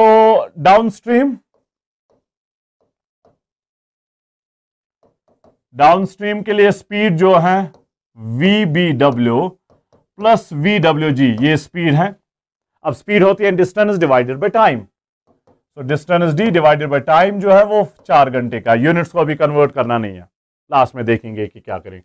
वैसे ऑप्शंस में भी आवर्स में है तो यूनिट को कन्वर्ट नहीं करना है। So let's call this equation 1. Let's call this equation 1. अब जाके ये वापस आ रहा है फ्रॉम B to A, यानी कि डिस्टेंस वही D के बराबर है, लेकिन जब ये वापस आएगा तो इसके खुद के एफर्ट्स के वजह से वेलोसिटी यहां है VBW, खुद के एफर्ट्स के वजह से, जिसे हम कहते हैं velocity of boat with respect to water, जो बेसिकली होती है velocity of boat in still water. Previous question में आपने देख लिया, वाटर के वजह से रेडीमेड वेलोसिटी यहां है दाईं ओर VWG। तो बताइए नेट वेलोसिटी क्या होगी, दोनों अपोजिट डायरेक्शन में है तो सब्ट्रैक्शन होगा। नेट वेलोसिटी जो होगी that will B VBW minus VWG। यहां पर दोनों का एडिशन हुआ था नेट वेलोसिटी के लिए, तभी तो कम टाइम लग रहा है। यहां पर सब्ट्रैक्शन हो रहा है, दैट मीन नेट वेलोसिटी जो है, रिजल्टेंट वेलोसिटी जो है वो कम है, इसलिए तो ज्यादा टाइम लग रहा है 8 घंटे का। तो रिजल्टेंट वेलोसिटी जो है वो VBW माइनस VWG है, और टाइम टेकन तो उतना ही है, ये डिस्टेंस तो उतनी ही है जितनी थी D B to A, तो वो वापस अपस्ट्रीम है। अपस्ट्रीम स्पीड क्या है, VBW minus VWG is equal, distance तो वही है divided by time taken is now 8 hours. Time taken is 8 hours. Call this equation 2. Call this equation 2. Adding 1 plus 2 implies, add करके VWG plus minus, these two will cancel out, ये बन जाएगा twice VBW is equal D by 4 plus D by 8, D by 4 plus D by 8, D by 4 को common लेते हैं, यहां पर 1 बच जाएगा, प्लस यहां पर 1 by 2 बच जाएगा। So this thing is 1 plus 1 by 2 is 3 by 2. 3 by 2 into 4 is 8. 3 by 8 times D, और VBW is equal to 3D divided by 2 को नीचे लाते हैं, 8 into 2 is 16. 8 into 2 is 16. Call this equation 3. अब ये कौन सी वेलोसिटी हमें मिल गई? This is velocity of boat with respect to water. That means velocity in still water. Velocity in still water. अब जाके जो रियल क्वेश्चन है जो हमें पूछा जा रहा है, सेम डिस्टेंस यानी कि distance D, same distance D को अगर स्टिल वाटर में ट्रेवल करना है, स्टिल वाटर में चलना है, तो कितना टाइम लग जाएगा? Okay, so in still water, in still water time कितना लग जाएगा? Time is distance divided by speed. Still water में स्पीड क्या है? VBW, velocity of boat with respect to water, वही तो स्टिल वाटर वाली स्पीड होती है। So this implies T is equal to D divided by VBW. 3D divided by 16. So 3D divided by 16. 3D divided by 16. मैंने ऊपर directly लाया. So D and D will cancel out. So T is equal to 16 divided by 3. Remember units जो है वो hours का था. 16 divided by 3 hours. 16 divided by 3 hours. Option 3. 16 divided by 3 hours. Okay. So काफी आसान है. काफी आसान है. टाइम निकालना है. डाउनस्ट्रीम अपस्ट्रीम रिजल्टेंट वेलोसिटी समझ में आनी चाहिए. ओके बाकी बस सिंपल कैलकुलेशन है. This was question number 15. Let's move on to question number 16 now. A screw gauge gives the following reading. Screw gauge gives the following reading when used to measure diameter of a wire. Main scale reading 0. Circular scale reading यानी कि division coinciding 52 divisions. Given that 1 millimeter on the main scale corresponds to 100 divisions, 1 millimeter on the main scale corresponds to 100 divisions of the circular scale. वहां से आपको least count मिल जाएगा. The diameter of the above data is, तो पहले least count निकालना होगा. Least count is equal to main scale का 1 millimeter divided by number of circular scale divisions 100. तो बन जाएगा 0.01 मिलीमीटर. 0.01 यूनिट्स का ख्याल रखना है, मिलीमीटर्स में है. अब डायमीटर जो होगा आपको पता होना चाहिए किसके बराबर है. मेन स्केल रीडिंग या linear scale reading screw gauge के केस में plus division coinciding into least count. Main scale reading 0 है. मेन स्केल रीडिंग 0 है. डिवीजन कोइंसाइडिंग 52 है. So plus 52 into 0.01 millimetres. Unit का ख्याल रखें, millimetres. This is 5 to 0.52 millimeters. 0.52 millimeters. Options में ध्यान रखें कि सेंटीमीटर्स है और 0.52 वाला भी है. तो यहां पर बहुत सारे बच्चे ये गलती कर लेंगे जल्दबाजी में कि 0.52 है. यूनिट्स की तरफ ध्यान ही नहीं जाएगा. मैक्सिमम बच्चों के साथ ऐसा होगा. आई गारंटी मैक्सिमम बच्चों के साथ ऐसा होगा.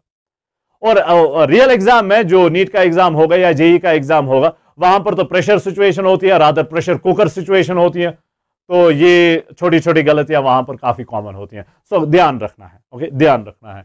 सो सेंटीमीटर्स में है तो इसे कन्वर्ट करना होगा सेंटीमीटर्स में. तो ये सिंपली बन जाएगा 0.052 centimetres divided by 10 basically. Okay divide 10 millimeters is 1 centimeter, so divide by 10. So 0.052 centimeters. 0.052 centimeters. Option 4. Okay. Option 4. 0.052 centimeters. Fine. Let's go on to the next one. Question number 17. The following sets of 3 vectors are on a body whose resultant can be 0. These are.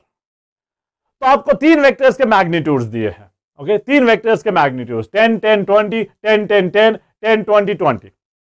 इनमें आपको कहना है कि resultant जो है वो 0 किस case में पॉसिबल है. ओके रिजल्टेंट डायरेक्शंस आपकी चॉइस है.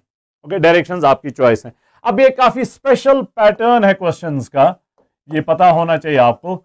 10 10 और 10. तो इसमें हम क्या करते हैं, आई एम 100% श्योर आपने क्लास में किया है. कोई भी 2 चूज कर लें. मैं ये 2 चूज कर लेता हूं. उन 2 को चूज करके मैक्सिमम रिजल्टेंट और मिनिमम रिजल्टेंट देखते हैं. मैक्सिमम रिजल्ट कैसे मिलेगा, एडिशन करके. मिनिमम रिजल्ट कैसे मिलेगा, magnitude of subtraction. Magnitude not just subtraction, magnitude of subtraction. तो मैक्सिमम जो होगा दैट इज 10 + 10 is 20. मिनिमम जो होगा 10 - 10 is 0. रिमेंबर सब्ट्रैक्शन में अगर माइनस साइन आएगा तो उसे एब्जॉर्ब करना, आपको सिर्फ मैग्नीट्यूड चाहिए, लेकिन यहां पर तो 0 ही आ रहा है. तो इन 2 का रिजल्टेंट 0 और 20 के बीच में कहीं पर भी हो सकता है. और फिर क्या हम चेक करते हैं, थर्ड वाला इनके बीच में आ रहा है कि नहीं, इस रेंज में आ रहा है कि नहीं. अगर आ रहा है तो रिजल्टेंट 0 पॉसिबल है. अगर नहीं आ रहा है तो रिजल्टेंट 0 पॉसिबल नहीं है. अब 0 और 20 के बीच में तो 10 है. तो इन 3 का रिजल्टेंट 0 पॉसिबल है अगर आप डायरेक्शंस अप्रोप्रिएटली चूज कर लेंगे. नहीं 10 10 20 था पहला वाला, 10 10 20 था. So this one is 20 here. This one is 20 है, तब भी है 20, ये 20 वाला है तब भी है। तो यहां पर रिजल्टेंट 0 पॉसिबल है, रिजल्टेंट 0 पॉसिबल है, फिलहाल 1 तो है। आपका ऑप्शन ऑल ऑफ दीज भी है, तो बाकी भी चेक करने पड़ेंगे। 10 10 और 10, अच्छा वो दूसरा वाला था 10 10 और 10, 10 10 और 10, फिर से पहले दो ले ले या कोई भी दो जो आपकी मर्जी है। अब पहले दो लेते हैं, मैक्सिमम मिनिमम देखते हैं, मैक्सिमम मिनिमम, तो रेंज आपको मिल जाएगा। फिर ये देखना है उस मैक्सिमम और मिनिमम के बीच में आ रहा है कि नहीं।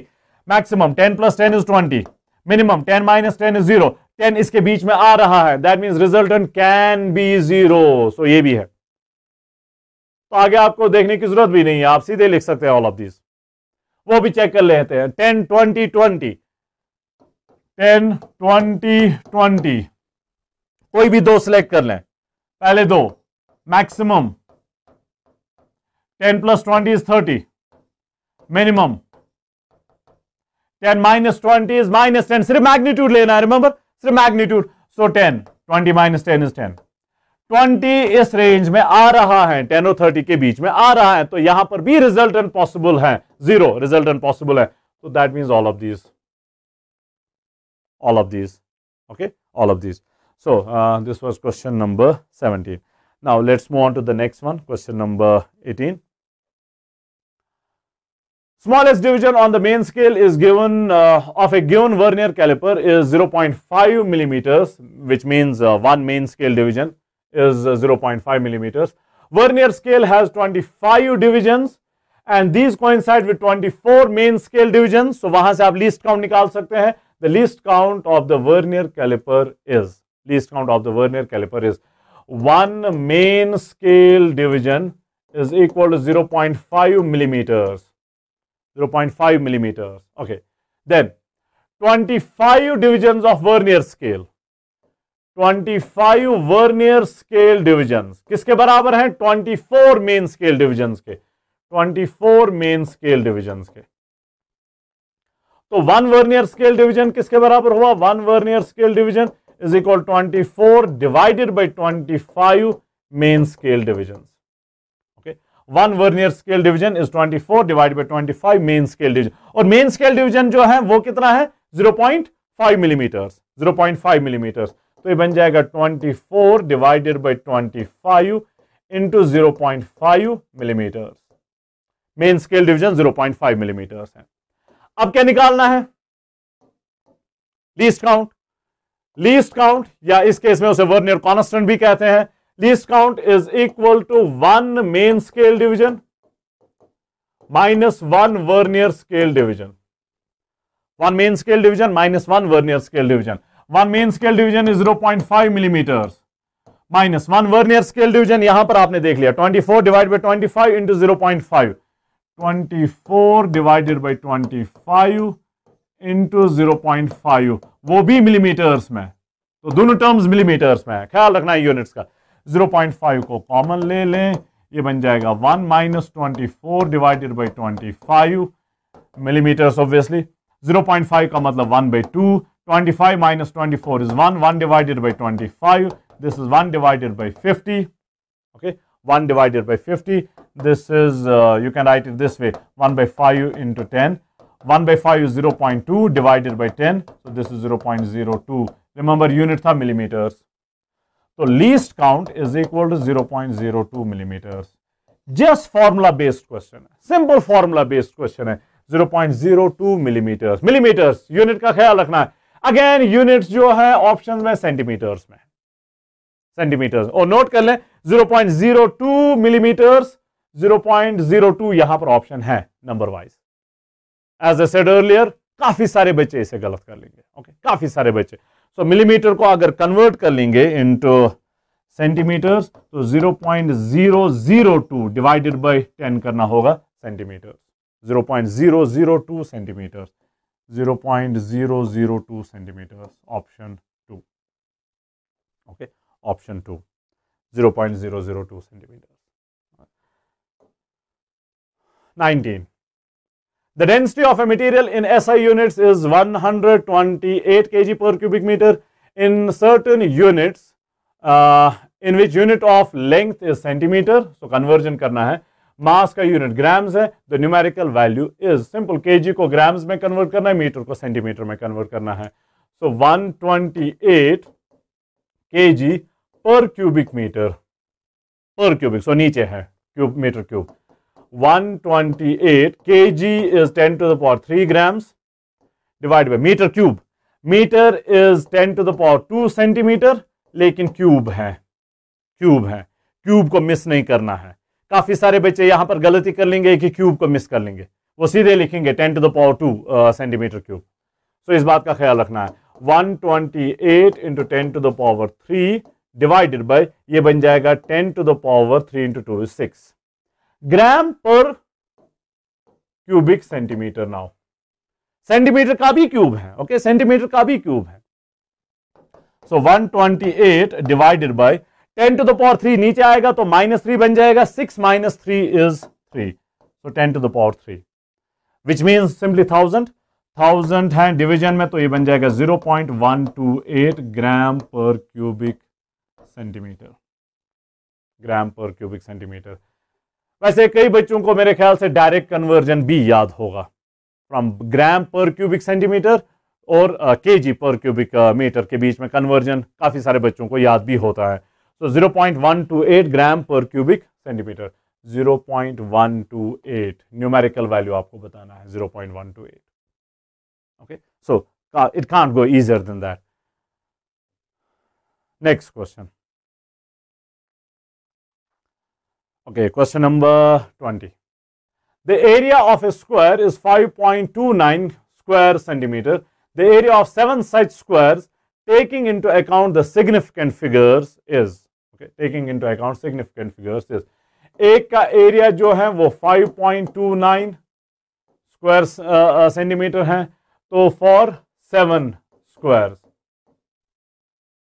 7 स्क्वायर्स का एरिया जो होगा वो 7 टाइम्स ए होगा, which is basically a plus a plus a plus so on to 7 times a, 7 times a. और कितना है 5.29, सो हर कोई 5.29 है, ये भी 5.29, ये भी 5.29, 7 बार, ओके, 7 बार। सो ये चीज इंपॉर्टेंट है, यहां पर मैं अब सिंपली मल्टीप्लाई कर लूंगा 5.29 इंटू 7, 5.29 इंटू 7, 5.29 इंटू 7 जो है वो आ रहा है 37.03, 37.03, ओके, 37.03। अब जाके एडिशन में सिग्निफिकेंट फिगर्स का क्या रूल है। एडिशन में डेसिमल प्लेसेस के बाद, डेसिमल प्लेसेस के बाद जिस टर्म में मिनिमम नंबर होगा, मिनिमम डिजिट्स होंगे, डेसिमल प्लेस के बाद डेसिमल प्लेसेस मिनिमम होंगे, वही फाइनल रिजल्ट में लेना है। अब यहां पर हर किसी में 2-2 हैं, डेसिमल के बाद हर किसी में 2-2 हैं, तो मिनिमम 2 ही हुआ, तो डेसिमल के बाद आपको 2 ही लेने पड़ेंगे। सो 37.03, 37.03, 37 तो नहीं है, 37.0 तो नहीं है, 37.03, 37.03। सो रूल क्या है, अगर इन 7 में से किसी एक में एक ही डेसिमल प्लेस होता तो यहां पर भी आपको एक ही लेना पड़ता, बाकी में फिर जितने भी होते, जो मिनिमम होगा 7 में से जिसमें minimum number of decimal places होंगे वही यहां पर भी लेना है। अब यहां पर हर किसी में 2 है तो फाइनल रिजल्ट में भी 2 ही रखने पड़ेंगे, सो 03 दोनों रखने पड़ेंगे सिग्निफिकेंट फिगर्स को काउंट करके। So 37.03 square centimetres, so option 3। So let's go for the next one, 21. A vector A and B makes an angle of 30 degrees and 120 degrees respectively with the positive x-axis. The magnitude of these vectors is 5 and 12 respectively. The modulus of A plus B is x meters. Here x is, okay, here x is. अब angles का थोड़ा सा ध्यान रखना है कि किस किस एंगल की बात चल रही है। A का angle with x-axis is 30 degrees. So that is somewhere here. A का angle 30 degrees.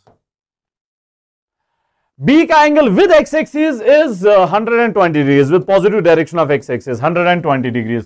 120 degrees is somewhere here. ये B है, B. और ये एंगल जो है 120 डिग्रीज है, 120। एडिशन में आपको चाहिए angle between the two vectors, angle between the two vectors, वो तो ये वाला एंगल हुआ। अब that is 120 minus 30, 120 minus 30 is 90 degrees. तो दो के बीच में एंगल जो है वो 90 डिग्री है, they are at right angles to each other. Right angle पे अगर है तो रिजल्टेंट जो होगा, राइट एंगल पे अगर है तो resultant is simply under root of A square plus B square.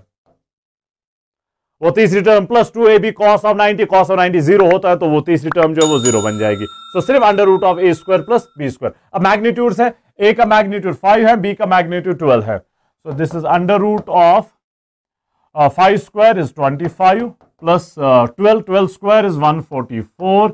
This is under root of 5 plus 4 is 9, 4 plus 2 is 6, 169 वो 13 है।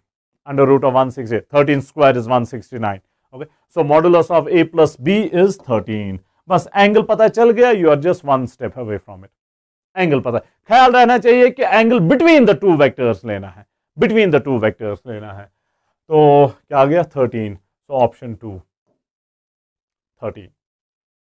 Is that fine? So question number 22 पे चलते हैं। ओके, क्वेश्चन नंबर 22 पे,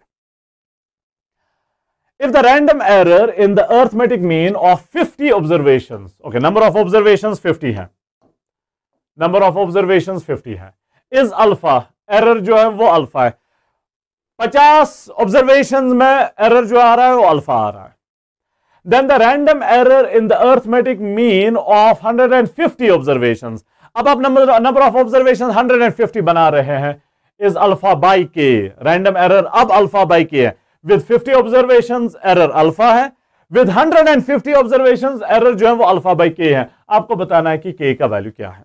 ओके, k का value क्या है। तो नंबर ऑफ ऑब्जर्वेशंस जो है, नंबर ऑफ ऑब्जर्वेशंस जो है वो आप जा रहे हैं फ्रॉम 50 टू 150। तो इसे आप 3 बाय फैक्टर ऑफ 3 इंक्रीज कर रहे हैं, increases by a factor of 3, by a factor of 3। अब इसमें अगेन एरर्स का रूल है, सिंपल एरर्स तो सिंपल रूल्स के बेस पे होता है, रूल 4-5 है, उन्हें अप्लाई करना है। If number of observations increases by factor of 3, random error decreases by factor of 3, random error decreases by factor of 3। तो अगर एरर अल्फा था, अब क्या होगा अल्फा बाई 3, अब एरर होगा अल्फा बाई 3। आपको क्वेश्चन कह रहा है कि एरर है अल्फा बाई के, तो k जो है दैट इज इक्वल टू 3। अगर नंबर ऑफ ऑब्जर्वेशंस 4 से इंक्रीज हुआ होता तो यहां पर अल्फा बाई 4 बन जाता, एरर डिक्रीज होता बाय फैक्टर ऑफ 4। अगर नंबर ऑफ ऑब्जर्वेशंस इंक्रीज होता बाय 10, एरर होता डिक्रीज बाय फैक्टर ऑफ 10, तो अल्फा बाई 10 बन जाता। इस केस में अल्फा बाई 3 है, तो k जो है that is equal to 3। So option 3, option 3। Okay, so let's move on to the next one. 22 हो गया, 23। Okay, 23. A physical quantity x is related to 4 measurable quantities a, b, c and d as given this crazy thing. X is equal to a square b cube c power 5 by 2 d power minus 2. The percentage error in the measurement of a, b, c and d, percentage error है 1%, 2%, 2% and 4% respectively. The percentage error in the quantity x, यानी कि इस combination का percentage error जो है वो x के बराबर है, नहीं k% है। आपको बताना है कि k का वैल्यू क्या है। ओके, k का वैल्यू क्या है। तो x जो है that is equal to a square b cube c power 5 by 2 d power minus 2। तो what is the percentage error, percentage error in x। Again simple rule follow करना है, percentage error in x power 2, so 2 into percentage error in a plus error में addition होता है, multiplication अगर है तो error में एडिशन होता है, b क्यूब, सो ये बन जाएगा 3 into percentage error in b plus 5 by 2 power 5 by 2 है इंटू परसेंटेज एरर इन C +2 अगेन, पावर -2 है लेकिन यहां पर +2 ही होता है, रूल याद करें, +2 ही होता है। 2 इंटू परसेंटेज एरर इन डी, अब परसेंटेज एरर आपको सबों का पता है, सो 2 इंटू ए का परसेंटेज एरर 1% है, +3 into percentage error in b वो 2% है, +5/2 परसेंटेज एरर इन सी वो भी 2 है, 2%, +2 इंटू परसेंटेज एरर इन डी वो 4% है, 4% है। So this is 2 into 1, 2%, plus 2 into 3 is 6%, plus 2 and 2 will cancel out, so 5%, plus 4 into 2 is 8%. So this is 6 plus 2 is 8, 8 plus 8 is 16, 16 plus 5 is 21%. So इस combination का error जो होगा, percentage error जो होगा, that is 21%. So k%, so k is equal to 21, option 2. Okay. Option 2, 23 option 2। Next 24 पे जाते हैं। Okay, Suhail walking. अब यहां पर थोड़ा सा लैंग्वेज में प्रॉब्लम है, क्वेश्चन की लैंग्वेज में। क्लासरूम में आई एम श्योर कि ये अनाउंस किया गया होगा कि इसमें क्या प्रॉब्लम है, सो क्वेश्चन आपको आना चाहिए। Okay, so Sohail walking on a level road finds rain drops are coming at an angle of 37 degrees. Coming थोड़ा मिसलीडिंग है और ये walking थोड़ा मिसलीडिंग है। पहली ऑब्जर्वेशन है सोहेल स्टेशनरी, ओके, ये स्टेशनरी ऑब्जर्वेशन है, और कमिंग से ये इंप्रेशन मिलता है कि उसकी तरफ आ रहा है, उसकी तरफ, लेकिन नहीं, रेन जो है वो उससे दूर जा रहा है, ऐसे जा रहा है, दूर जा रहा है। तो सोहेल अगर यहां पर है, सोहेल अगर यहां पर है, सो दिस इज सोहेल, ये रेन ड्रॉप्स को कैसे देख रहा है फॉल होते हैं, वो ये ऐसे देख रहा है, अवे फ्रॉम हिम। कमिंग से इंप्रेशन मिलता है कि इस तरफ आ रहा है रेन, लेकिन it's going this way, it's going this way. Okay, so making an angle of 37 degrees with the vertical, not with the horizontal, with the vertical, that is important. The velocity with which he should run so that raindrops will hit his head vertically after he starts running is x meter per second. If the velocity of rain with respect to ground is 5 meter per second, the value of x is. So पहली बात की ये walking यहां पर नहीं लेना है, stationery है। स्टेशनरी ऑब्जर्वर ऑब्जर्व कर रहा है, that means with respect to ground. Okay, that means with respect to ground. तो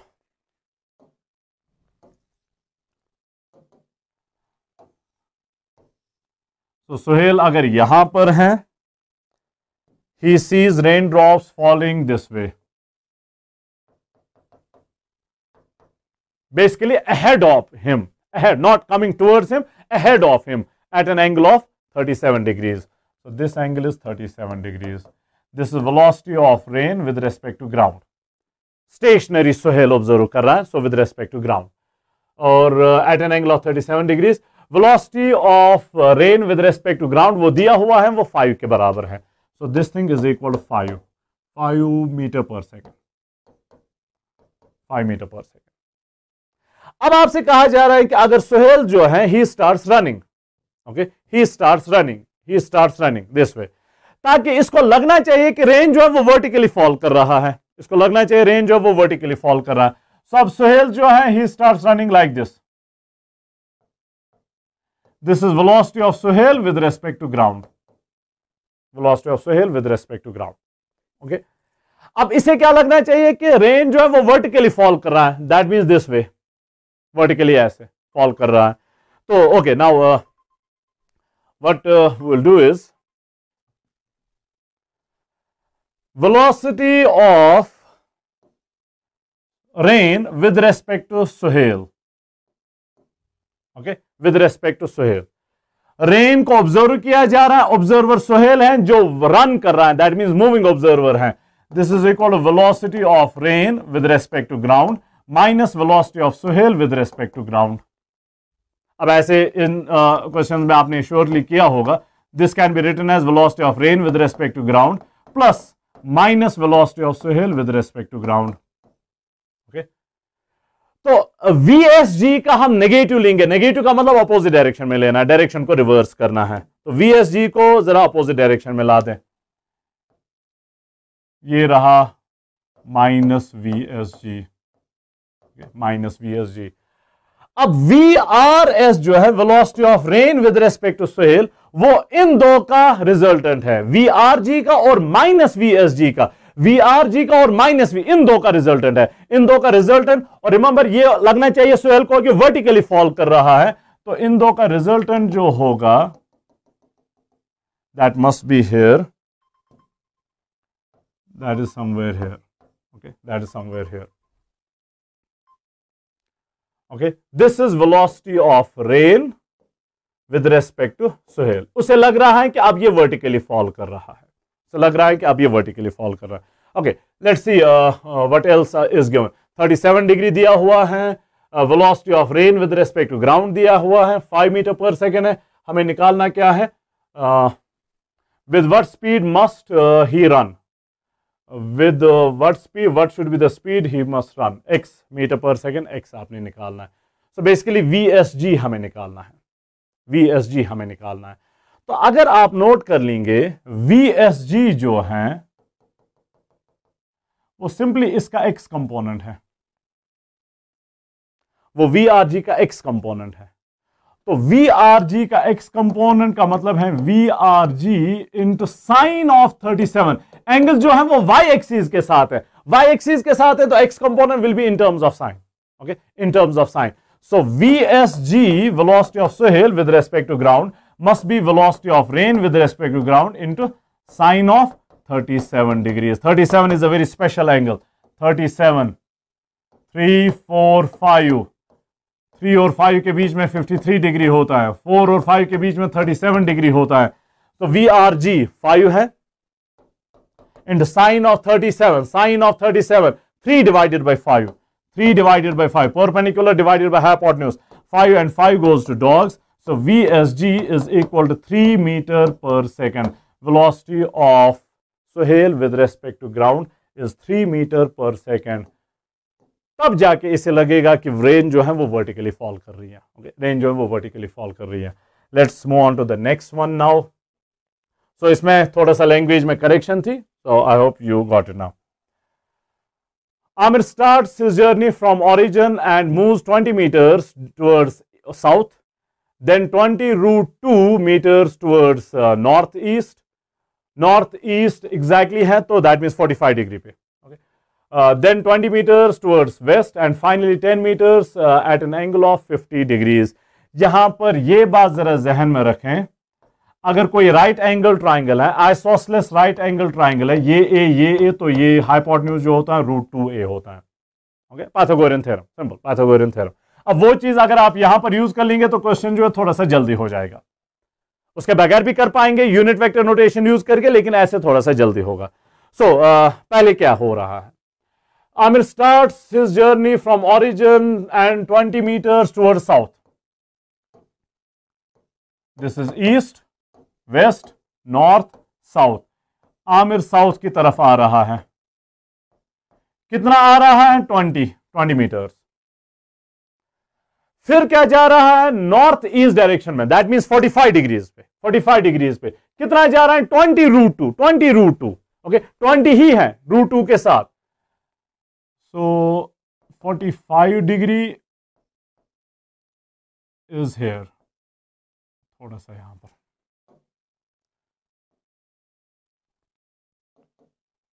okay, 45 degrees here, 20 root 2, 20 root 2। अब ये एग्जैक्टली मैं कैसे यहां पर ड्रॉ कर रहा हूं, ये एंगल आपको बताया गया है कि 45 डिग्रीज हैं, ओके, 45 डिग्रीज हैं, ईस्ट के नॉर्थवर्ड 45 डिग्रीज पे, ये ईस्ट डायरेक्शन है, नॉर्थ डायरेक्शन है, तो बीच में 45 डिग्री पे, तो ये एंगल 45 हुआ, ये एंगल 90 है, तो ये एंगल भी 45 हुआ, तो ये आइसोसेलेस राइट एंगल ट्राइंगल बन गया, आइसोसेलेस राइट एंगल ट्राइंगल बन गया। ये 20 है, 20 ए रूट 2a, तो वो भी ए होना चाहिए। So this side must be 20, this side must be 20, this side must be 20। अब नेक्स्ट डिस्प्लेसमेंट जो है, ओके, नेक्स्ट डिस्प्लेसमेंट जो है वो क्या है, 20 metres towards west, 20 metres toward, अब यही तो 20 है, 20 मीटर्स टुवर्ड्स वेस्ट, तो एग्जैक्टली ऑरिजिन पे वापस आ रहा है। तो डायग्राम यूज करके पहले 3 का रिजल्टेंट 0 है, सीधे आ रहा है, अदरवाइज आपको यूनिट वेक्टर नोटेशन यूज करके 3-4 स्टेप्स करने पड़ेंगे। सो डायग्राम अगर आप ड्रॉ कर पा रहे हैं तो सीधे ही पहले 3 डिस्प्लेसमेंट्स का रिजल्टेंट 0 है। बचा कौन अब? Fourth displacement is 10 metres at an angle of 53 degrees north of east, north of east. So चलिए 53 degrees north of east, east से शुरू करना है 53 डिग्री पे, ये 53 डिग्री है। ईस्ट से शुरू करना है नॉर्थ की तरफ 53 डिग्रीज, उसी का मतलब है 53 डिग्रीज नॉर्थ ऑफ ईस्ट। कितना मूव करा है? 10 meters, 10 metres at an angle of 53 degrees north of east.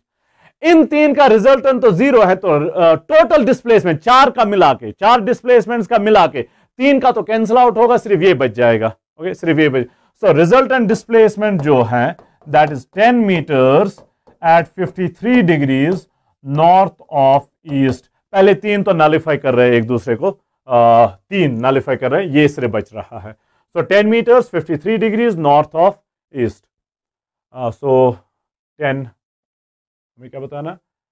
His net displacement is 10 meters at an angle of x degrees. Okay, angle हमें बताना। So 53 डिग्री एंगल है, north of east 53 degree angle है, north of east 53 degree.